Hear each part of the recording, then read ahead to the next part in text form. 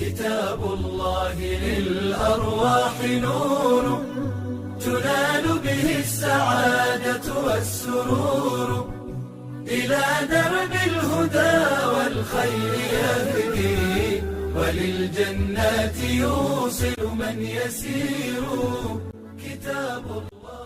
تعالوا نعرف مع بعض اسباب تاخر العلاج بالقران الكريم. زي ما انتم سمعتوا من المكالمه، بعض الناس اللي بتجيلي بنقرا عليها او بيتصلوا بينا بيقولوا لنا احنا بنتاخر في العلاج، ولما نسالهم عن بعض الاسئله اللي هتسمعوها دلوقتي بتكون هي سبب التاخر في العلاج. واحد، لو انتوا داقين وشم، لان الشيطان بيحبه جدا وبيؤمر اتباعه بعمل الوشم، وبسبب الوشم الشيطان والجن يقدر يتمكن من جسمك. غير المصيبه الكبيره ان صاحبه ملعون من الله، وانصحكم تتفرجوا على الفيديوهين اللي عملتهم عن موضوع الوشم. اتنين، لو انت او انت ظالمين لحد، سواء كان الظلم مادي او معنوي، رجعوا حقوق الناس سواء ماديه او معنويه، لان دعوه واحده من مظلوم حتى لو ما كانش متدين الله سبحانه وتعالى يستجيب ليه وتكون تعاسه عليك، واكيد هتكون سبب في تاخر العلاج. موظفين الحكومه الله يهدينا ويهديكم، سواء الكبار منهم او الصغيرين، كل ما تاخر مصالح الناس عشان او حاجة تانية، كل ما ربنا يأخر احتياجاتك واحتياجات اهلك. واجمل تحية ودعاء وربنا يجازيكم كل خير للموظفين اللي عندهم دين وضمير وبيمشوا حاجة الناس، شكرا ليكم. 4، لو فلوسكم من حرام فاكيد هتعيش في تعاسة والجن هيتمكن منك اكتر واكتر. 5، لو انت او انت عاقين لوالديكم، اللي اتكلمت عنه ده بلاوي، وعقوق الوالدين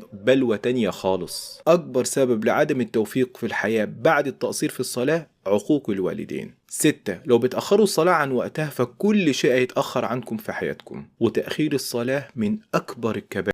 لو عجبك الفيديو واستفدت منه ما تنساش دعم الفيديو بلايك وشير وسبسكرايب.